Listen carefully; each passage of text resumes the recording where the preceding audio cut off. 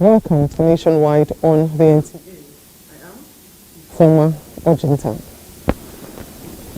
The federal government has approved upward review of electricity tariff for customers on Band A nationwide with immediate effect.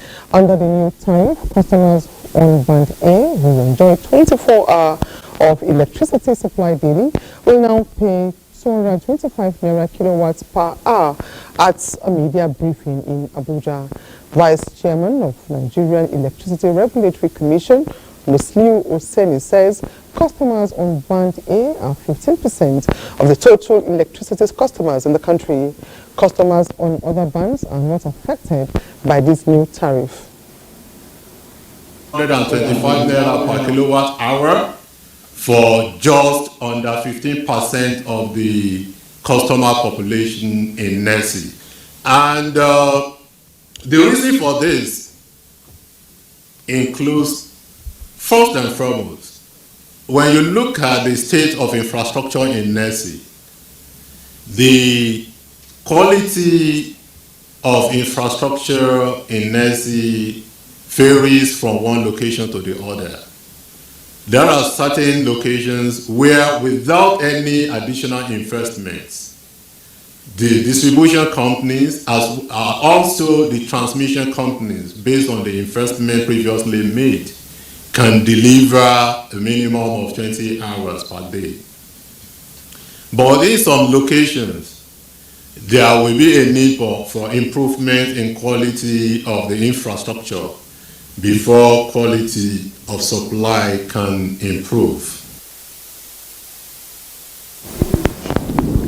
Pursuant to its mandate, the Nigerian Security and Civil Defense Corps, Bayelsa State Command says the command has charged 12 suspects to court in the last 3 months as part of efforts to stem vandalism of national assets and warn criminal elements to desist from sabotaging government efforts in providing public infrastructure. The NSCDC State Commandant Edenibu Eweka disclosed this while playing host to the management of the Nigerian International Authority NTA in the command state headquarters. Doris Akomonye completes the story. The commandant of NSCDC Bayelsa State Edenibu Eweka, while interacting with the management of NTA Yenagoa, among other strides, pride that the command has also launched Safe School Initiative in a drive to clamping down on social vices and their attendant effect, especially on school children in Bayelsa State. In less than 3 months, we've gotten about 12 people already charged to court because we don't compromise. Our code is, you do bad, we serve you bad. Appreciating the crucial role NSCDC in synergy with other security operatives play to maintain sanity in the society and the importance of media publicity of these efforts, the General Manager NTA Yenagoa Dauju White solicits continuous robust collaboration to ensure maximum gains. I'm sure you know that NTA has on its part been committed to ensuring that your efforts are duly publicized locally, nationally, and at international level. The action NTA has been carrying out in this federation is on unquantifiable manner. You see, sometimes you might not know the value of a thing until you lose it. We don't pray to lose NTA. Outcome of the courtesy visit is expected to boost the organization's operations and as well benefit the whole state and citizens. Doris Akomonye, NTA News. Proceedings were disrupted at the Chief Magistrate Court, who says on 6 Wednesday, when a case of alleged forgery was about to be heard. One Olufumilayo David Omosuli, a whistleblower, had filed a suit against 2 staff of the Oil and Gas Free Zone Authority, Wasiu Sule and Aleju Ngofa, saying they used falsified documents to victimize him. While the magistrate was attending to other matters before the case was called, some individuals outside the courtroom became unruly, leading to the magistrate abruptly adjourning for the safety of all in court. Unfortunately, our own matter could not be heard because a nominal complainant of another matter came and disturbed the peace of the court. So because of that, court had to rise and our matter could not be heard today. So the matter has been adjourned to the 14th of May 2024 for continuation. To this time, the National Industrial Court in Abuja has ordered that the plaintiff's employer should pay him all emoluments withheld from him since 2011 when he was suspended from office. Meanwhile, Justice Iyang Edem Eko of the Federal High Court in Abuja has granted order for the detention of a Nigerian, Emmanuel Osase, accused of being a member of the Islamic State in Iraq and Syria for 60 days. The judge gave the order on Wednesday while ruling in a motion ex parte filed by the State Security Service. At the proceedings, counsel for the SSS, Mr. Ugi, told the court that the matter was brought pursuant to Section 66, Subsection 1 of the Terrorism Prevention and Prohibition Act 2022 and prayed the court for an order enabling the SSS to detain Osase for 60 days pending the conclusion of investigation. In a ruling, Justice Eko, a vacation judge, granted the prayer of the SSS, saying upon studying the averment in the affidavit, he agreed with the SSS and therefore granted the relief as prayed. Osase was arrested on March 11 and accused of propagating the messages of the terrorist group opposing the democratic system of government in Nigeria and calling for terrorist attacks on Nigeria and its symbols of authority. The democratic system of government can work effectively in West Africa if political actors adhere strictly to the rule of law and embrace transparency. These are views of guests on NTA's Good Morning Nigeria while discussing the subject, Democracy in West Africa, the Senegal example. Oluseyi Adiagbo reports. Are people really participating in electing their representatives to come into offices in Africa today? Actually, that's it's a predetermined thing. Really. Ambassador Usman Sarki, former Nigerian Deputy Permanent Representative to United Nations, has monitored elections in Senegal firsthand in 2019 and the recent one last February. For him, the Africa peer review mechanism is a sufficient plan set up for countries in the region to learn from one another, as the democratic experience in Senegal and Liberia are worthy of emulation. The election of the former president of Liberia, where he was a young man who came into office and then he considered graciously and left, and the election of Faye should really give us example of how election should be a sportsman-like issue, where a sense of decency will come into politics and elections. This nomenclature about democracy or autocracy is because people are looking for, scapegoats. Credit should go to the population, the civil society in Senegal for what happened. Is the need for accountability, transparency in the process of government contracts. 2 is the need for integrity of leaders. With ECOWAS already battling with managing issues threatening the democratic processes, other guests on the program blame anti-democratic elements in some parts of the region, as well as leaders who do not guarantee the desired development for the current state of affairs. In Abuja, Oluseyi Adiagbo, NTA News. President Bola Tinubu congratulates His Royal Majesty Oba Sikiru Kayode Adetona Ogbagba II, the Awujale of Ijebuland, on the 64th anniversary of his coronation. In a statement, President Tinubu joins the great people of Ijebuland, Ogun State and Nigerians in totality to celebrate the royal father and one of the longest reigning monarchs in Nigeria. The president extols the revered monarch as a fine personification of integrity, wisdom and authenticity, as well as prolific repository of Ijebuland's and Nigeria's cherished history. President Tinubu prays to God to grant His Royal Majesty the grace of good health and strength and many more prosperous years on the throne of his forefathers. Now, in a male-dominated trade, girls discover their unique interests, and their stories may inspire a lot of young people out there. Ifenyinwa Daniel Ukpa in this report takes a look at women in shoe cobbling business. Her report is taken by Uchenna Nwokoyo. Ginger is one among the most sought-after export agricultural produce in Nigeria, and according to the National Bureau of Statistics, ginger exports increased by 17% to hit 10 billion naira in the second quarter of 2023, as against 4.6 billion in 2022, until the fungal infection struck, ravaging farms and leaving farmers devastated. And in what is described as cries being heard, the federal government came calling with Ginger Epidemic Control Task Force Support Initiative and Recovery Package for farmers to bounce back to life while cleansing the soil. Gideon Yashim and Elizabeth Kawai are among the beneficiaries of the intervention. I had 2 hectares of ginger that we farm, but to my greatest surprise, I think what I got from that farm is not up to 1 bag. Executive Secretary, National Agricultural Development Fund, Muhammad Abu Ibrahim, came with a mandate of the federal government to Kaduna, with Nasarawa and Plateau states, as well as the Federal Capital Territory, also benefiting. He says the outbreak of the fungal infection hit hard on ginger value chain, assuring the farmers it will soon be a thing of the past. We are just doing the first step of the livelihood revitalization, as I will call it. The second step is the research that has been going on to find succor, to find solutions to this epidemic. The intervention is to help farmers emerge stronger and for Nigeria to reclaim its rightful positions among nations growing ginger as one with the best in the world. From Kaduna, I'm Haruna Mohammed, NTA News.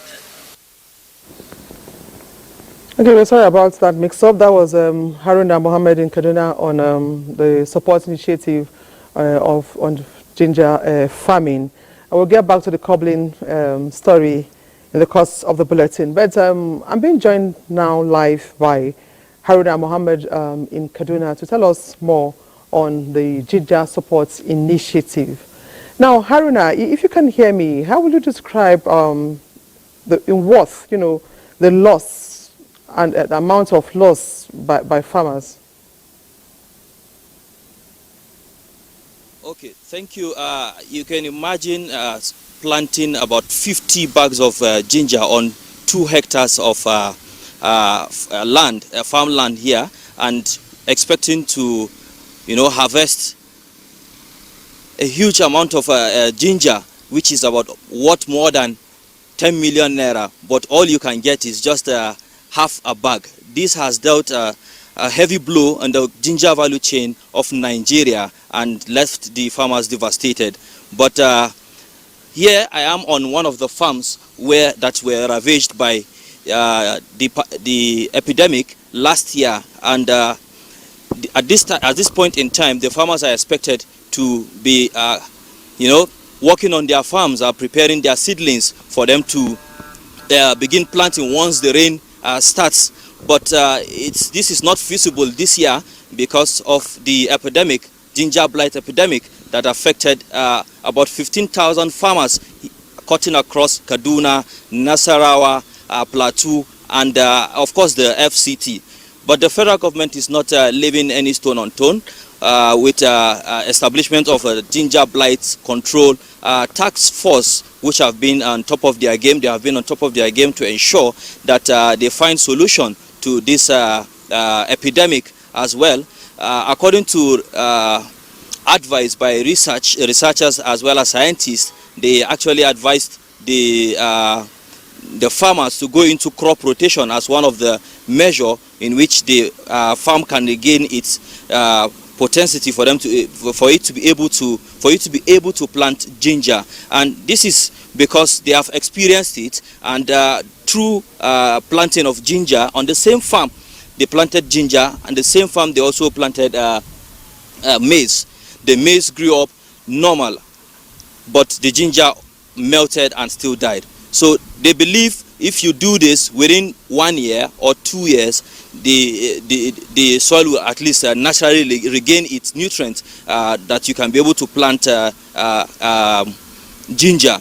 because it's a fungal disease, according to one of the member of the task force that told me during the distribution or the launch of the relief package by the National Agricultural Development Fund here in Kaduna. He told me they expect that since it's a fungal disease, that if it doesn't have anything to feed on, it's expected to naturally die. While the research institutes in ABU's area here and others are also working round the clock to ensure that they find a lasting solution to this. Indeed, this has dealt a huge blow on the ginger value chain of Nigeria, being the second largest producer of ginger in Nigeria, in the world, and the best in terms of quality. Indeed, Haruna, for that update. Thank you. That will be all for now. The National Institute for Cultural Orientation has commended Air Peace Airline for the use of Nigerian cultural attire by its crew members, stating that it is in line with the Institute's new national orientational drive that stresses the need for Nigerians to take pride in our dress culture. In a statement by the media assistant, Caleb Noor, the Executive Secretary of NICO, Otumba Biodun Ajiboye, made this known in Abuja while reacting to rising criticisms against the airline choice of an Igbo attire Isiagu as dress code for its crew members during the recent launch of its Lagos to London flight. He also noted that such a milestone will not only give Nigerians a sense of belonging, but also help in repositioning our cultural image before the international community towards building a cultural identity for Nigeria.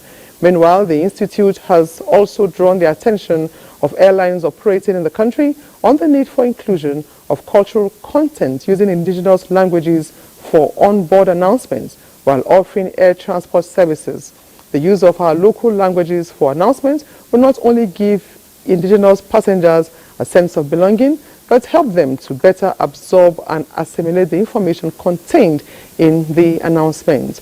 The Executive Secretary of NICO believes this drive will reenact Nigeria's cultural values in the citizenry towards repositioning and promoting the nation's cultural image. And this is nationwide on the NTA. It's now time to go over to our Lagos Network Center with Michael as our guide to give us more reports on nationwide. Hello, Michael. Hello, Ifoma. Good to see you. Although the medical field has recorded advances over the years, research shows that many people are still battling preventable diseases like HIV, cervical cancer, and hypertension. This is not sitting well with the Nigerian government as it is strategizing to put an end to the problem by engaging young people and employing creativity through a mega disathon. Hingino John Adams tells us more. Medical experts are getting worried about the prevalence of preventable diseases in Nigeria. For instance, hepatitis B is vaccine preventable, but Nigeria has 9.5% of people between 15 to 64 years being infected. Similarly, preventable diseases like HIV, cervical cancer, and hypertension are among illnesses that have become a concern in the Nigerian health sector. The federal government, through the Nigerian Institute of Medical Research, NIMA, is facing the problem heads-on by bringing young minds together to find lasting solutions. The approach we have taken this time around is now about those who will use the research results. The young people that we have gathered together here today are the ones that will be the end user of whatever research product that we are able to provide. The team is also using one of Nigeria's strengths in the creative industry to fight the problem. One of the greatest exports that Nigeria does well and very, very well is music. You know, we are being featured in Grammys. We're everywhere. How much less using that same music that is in us for our health? That is all we are gathered here, saying that there are solutions, bottom up, that can be community driven. Every home, everybody plays music. So we are trying, because the awareness for hypertension is low. The awareness for signs and early signs of stroke is also not there. As the youth rub minds to come up with homegrown solutions in the health sector, it is expected that their ideas will be properly implemented to pave way for a healthier future. In Lagos, Hinginu, John Adams, NTA News. Naira has continued to gain momentum against the dollar. This is as a result of relentless efforts and policies spearheaded by the Tinubu-led administration through the Apex Bank in tackling economic challenges head-on. Experts predict stability of the economy in subsequent months as they express belief in the government in reviving the economy. Removal of fuel subsidy, inauguration of Economic Council, unification of the Naira, signing of Electricity, Student Loan and Data Protection Acts are all part of the present administration's strategies of solidifying the nation's economy. President Bola Tinubu is focusing on investing in key sectors like the blue economy, solid minerals, infrastructure, agriculture, energy, among others, with the aim of improving the welfare of citizens. The overall intention of all the policies is to drive our economic growth in certain directions, to drive the strength of our currency, to create local production. Just recently, a Presidential Economic Coordination Council, PECC, was constituted. The council is expected to focus on the rapid implementation, monitoring, and evaluation of critical initiatives of the Tinubu-led administration. Lagos, being the commercial nerve center of the country, stands a great chance to benefit from these strategies. Lagos will be able to benefit a lot from most of the economic reforms of the government because Lagos State has positioned itself very, very well. The construction of the Lagos-Calabar coastal roads has just commenced, and it's commencing, we can see where the project has started from Lagos. It's about 700 kilometers of road construction. It will take some years, but there are economic benefits to that. Nigerians are beginning to feel the impact of steps taken by the government to cushion the effects of the harsh economic realities as they look forward to a more stabilized economy in the days ahead. In Lagos, Hinginu, John Adams, NTA News. Those are the reports from Lagos. Nationwide continues in Abuja shortly after this break. Do stay.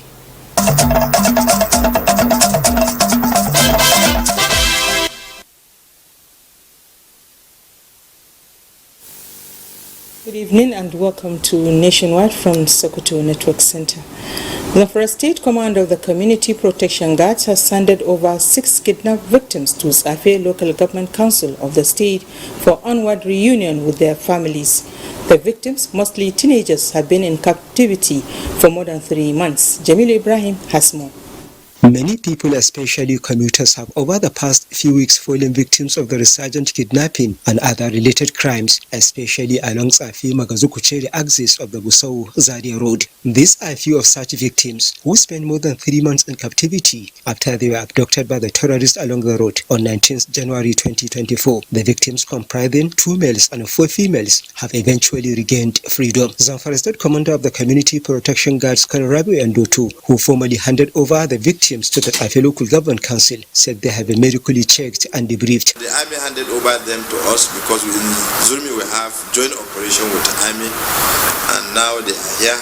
They have the sector commander, who is also Askara Zamfara, brought them in number to this headquarters, and in turn we have contacted the Commissioner of Security and the sole administrator of the local government, which he promised already. He has sent the vehicle with escort. They will be taken to the Kucheri where their family are. Colonel Ndoto reiterated the determination of the guards to continue to complement the effort of the security agencies towards achieving a lasting peace in Zamfara State. He, however, appealed for more support and understanding from the general public.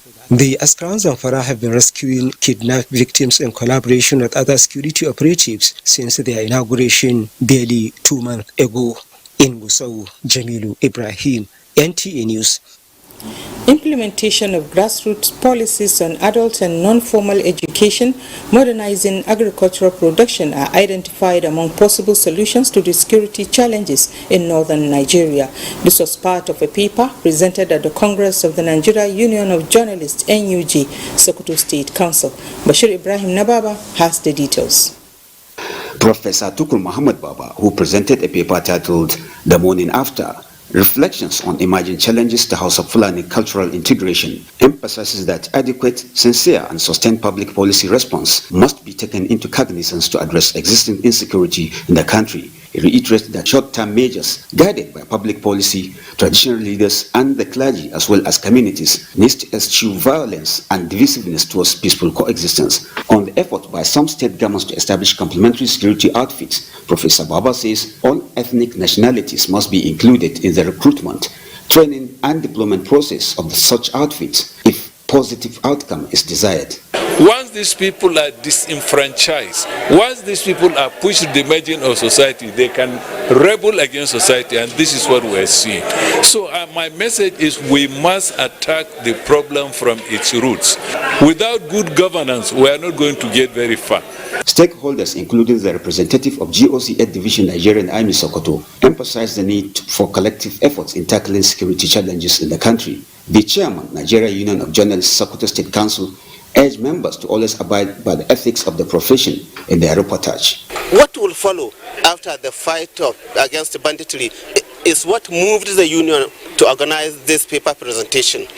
Emphasis was also made on practicing journalists to register and update their identities. In Sokoto, Bashir Ibrahim Nababa, NTA News. And that's it from here. It's back to Abuja for more on Nationwide. Good evening.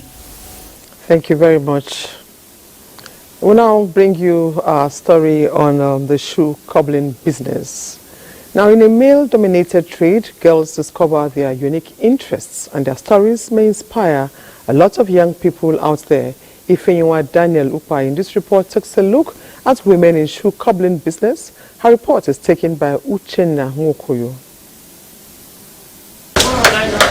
Research has shown that shoemaking is one of the trades that is dominated by men. For instance, the shoe site at Nkole Zunaka in Anambra State is dominated by male.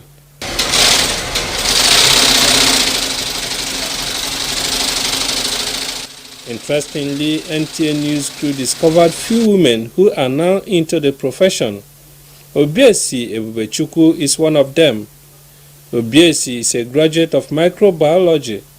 Her desire to succeed inspired her into abandoning her line of education. I've not really seen anything as male-dominated while growing up. I've always known I can do it, so far I actually want to do it. And the second thing that brought me here was People's discovery. I discovered who I am and what I wanted to do earlier, so I ventured into it. Obiesi has 3 employees on her payroll. I'll say it's choice because right from when I was small, I actually like wearing palms, different kind of designs. So I grew passion for it. So once I wear, people like it, so they order for it. We've seen the condition of things in Nigeria. After graduating, there will be no work, so I decided to enroll myself in one of the handwork. The success story of Obiesi as a lady in the shoemaking business is a case of whatever your hand finds to do it well, and whatever a man can do, a woman can also do. Okay, I'm now being joined live by Uchenna in Onitsha to tell us more about this shoe cobbling business. Now, Uchenna, women cobbling shoes, how are they coping in men-dominated business? All right, thank you, Ifoma. Of course, you have seen it from the report that shoemaking, which is one of the oldest professions in the world, used to be dominated by men. But interestingly, you can see that women are developing interest in it. And if you can see from behind me, some of them are here doing the job practically. some of them went through higher institutions and couldn't get white-collar job, but they are making ends meet through this shoemaking business. And of course, it may interest you to know that Nkwele shoe site in an outskirts of Onitsha produces shoe in large quantity in comparison to the quantity that is produced in Aba in Abia State. So these women are part and parcel of the production process. So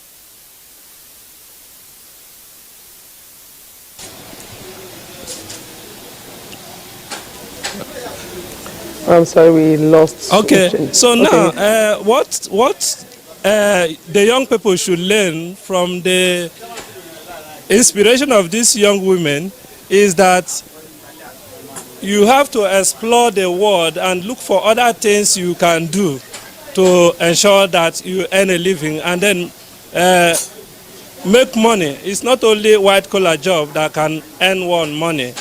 The lady that was highlighted in the story is now an employer of labor instead of a job seeker.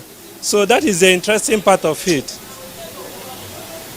If you can hear me, what do their male counterparts, think, or how do they view and see these women in the business? Yes, the male counterparts in the business are seeing them as partners in the job, and of course, they are happy having them around. In fact, one of them that I interacted with told us that most of the footwears they have produced are done by the women. That women are almost taking over the job. That all they do is to watch them, and they are happy having them in the profession. Uchenna, for bringing us this interesting updates on women in shoe cobbling business. Thank you very much. Now, our next stop on Nationwide is Enugu Network Center.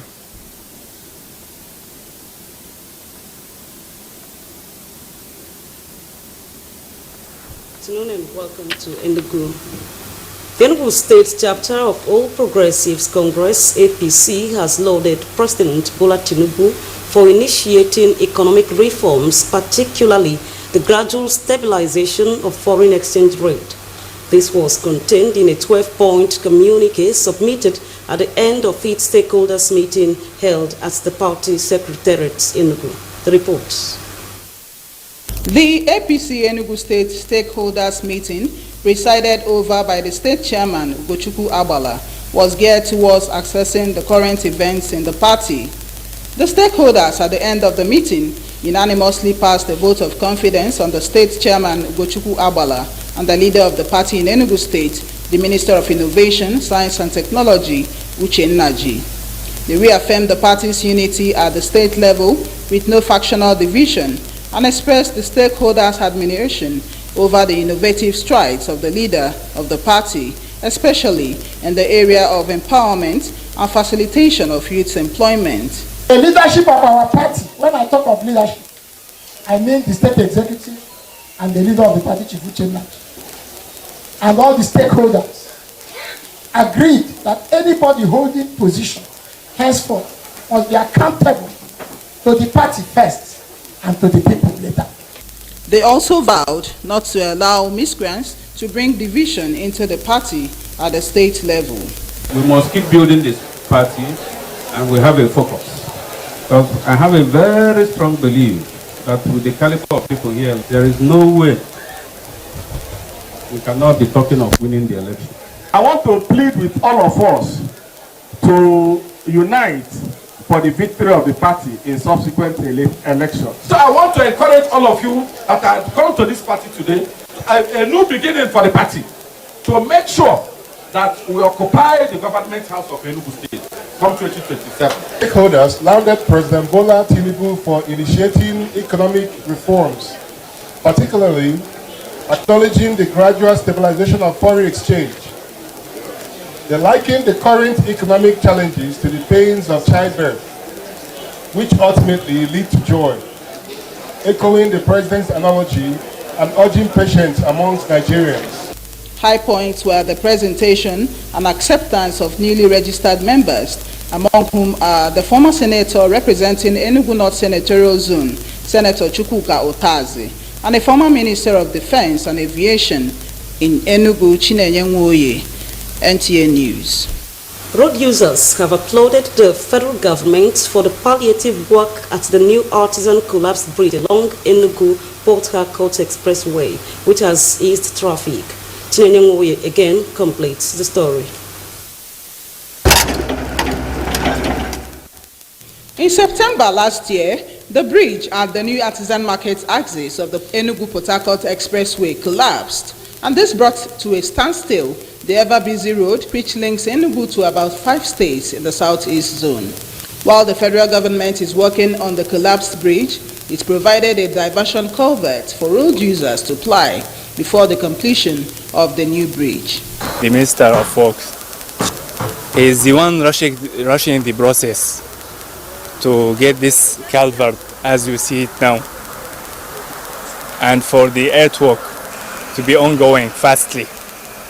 Also, he directs the Chinese contractors to do this bridge, the other bridge, with fast process. The road users, while commending the federal government for the palliative work, pleaded for an expedited work on the collapsed bridge. Throughout last year, when this thing happened, this is a local area.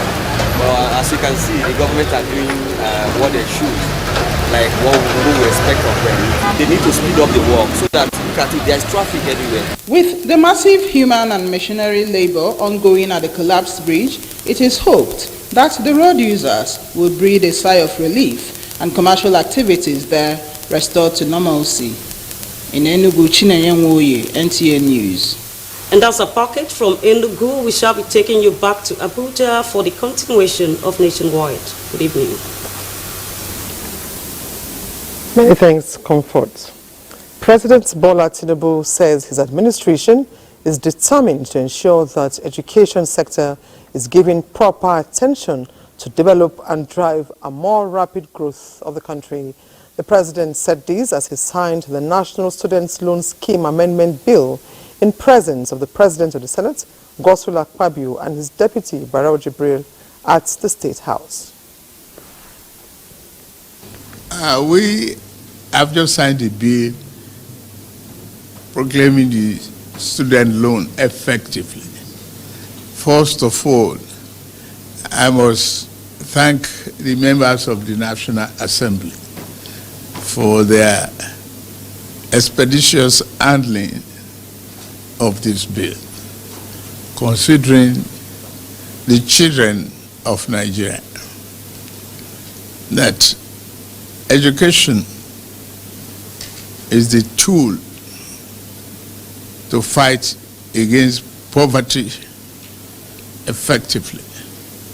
We are determined to ensure education is given the proper attention necessary for the country, including skill development programs. This is to ensure that no one, no matter how poor their background is excluded from quality education and opportunity to build their future. We are here because we are all educated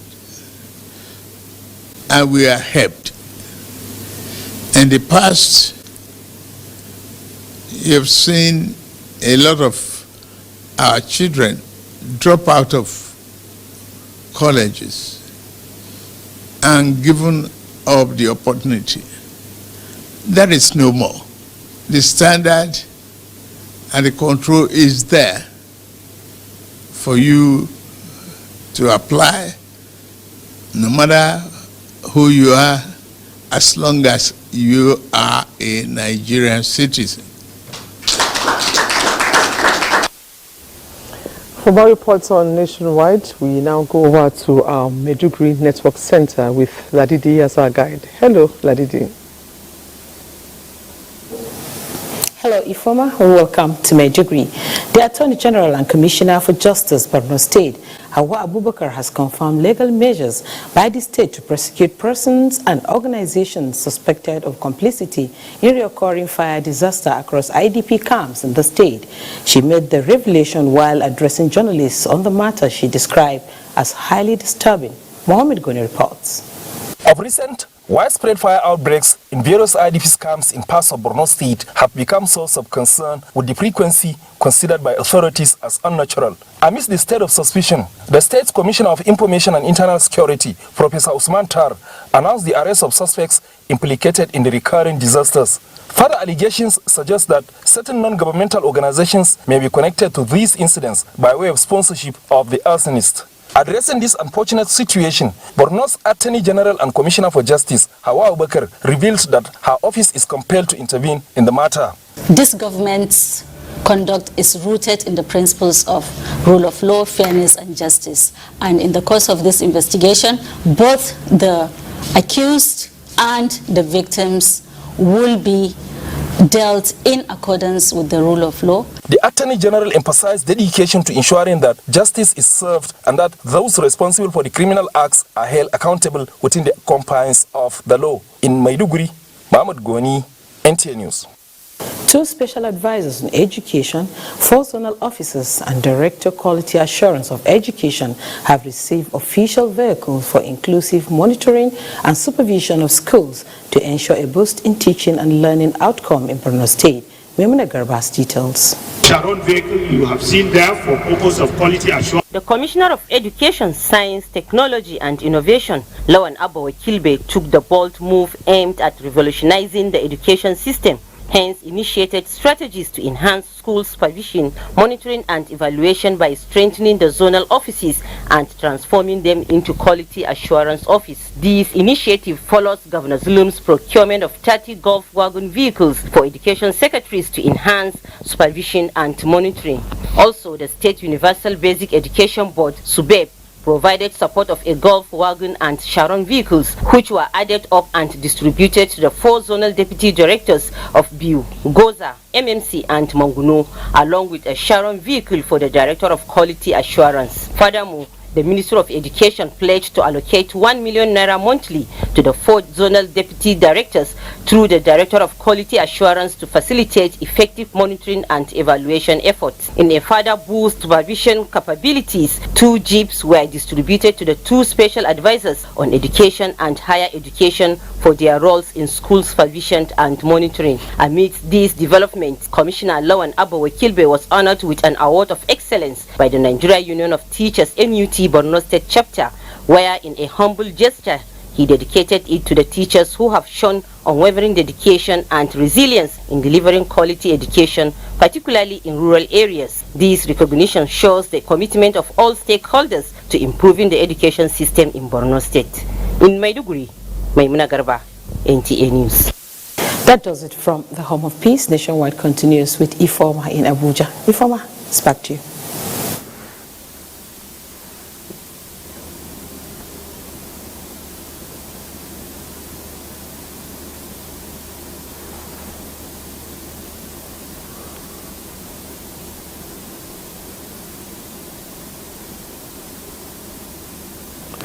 Many thanks, Ladidi. The Director General, National Emergency Management Agency, NEMA, says the agency will continue to explore possibilities of more partnership with intervening agencies for effective mitigation and management of disasters across the country.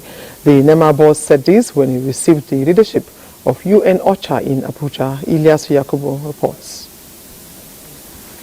Disaster management experts say requires high-level collaboration for effective mitigation and management, and this meeting between NEMA and UN OCHA is to further strengthen workable partnership that will see to the effective management of disasters devoid of casualties and destruction of property.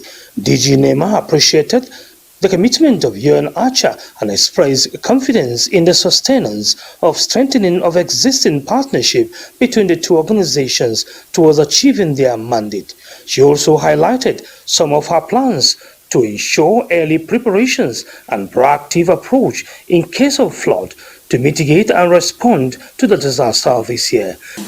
It is on record that the collaboration between NEMA and UN OCHA has been instrumental in enabling us to enhance our response capabilities and reach out to more people in need.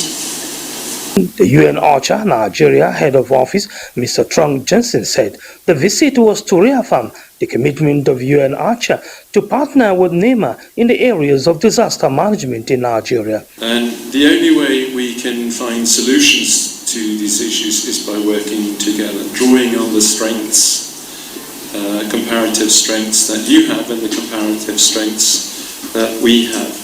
NEMA is working out modalities to proactively tackle the 2024 flood devastation to minimize destruction of lives and property. In Abuja, Ilyasu Yakubu, NTA News.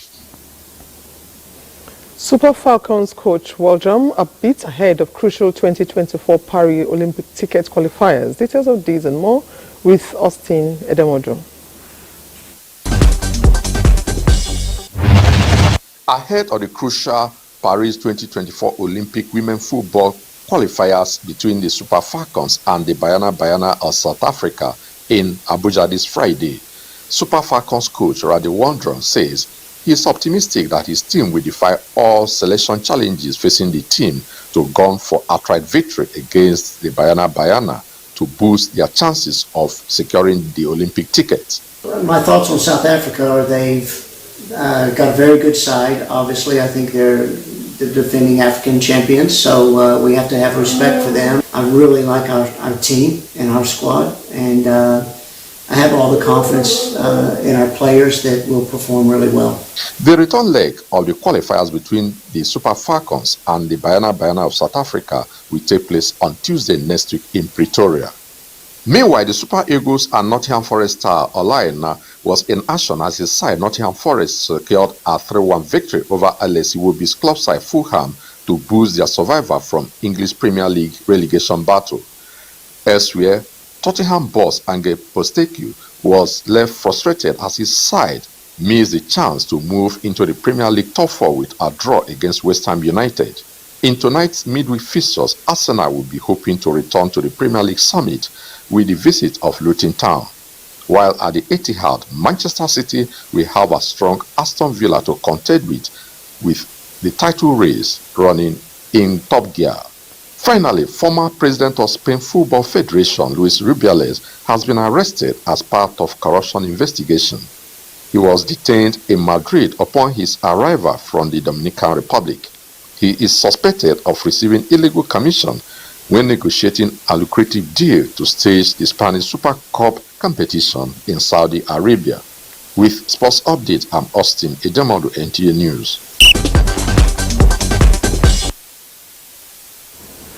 President Bola Tinubu condoles with the family of Comrade Ali Chiroma over the passing of the elder statesman. Comrade Chiroma was former president of the Nigerian Labour Congress (NLC) and had held various positions within the trade union hierarchy.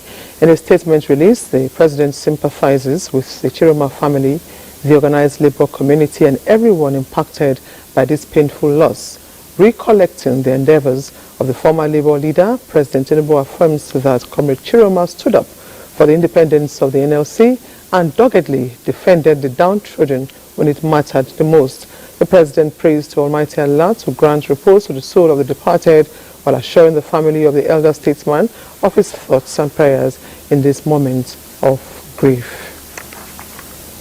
Similarly, former President Muhammadu Buhari has expressed his condolences on the demise of the veteran Labour leader and former President of Nigerian Labour Congress (NLC) Ali Chiroma. The former president said the disease leaves behind notable contributions to the economy and the labour movement well beyond the border of the nation. Former president prays for the bereaved family, the government and the people of Borno State. And that concludes Nationwide for today. We thank you for watching. I am Ifoma Ojinta. Bye for now.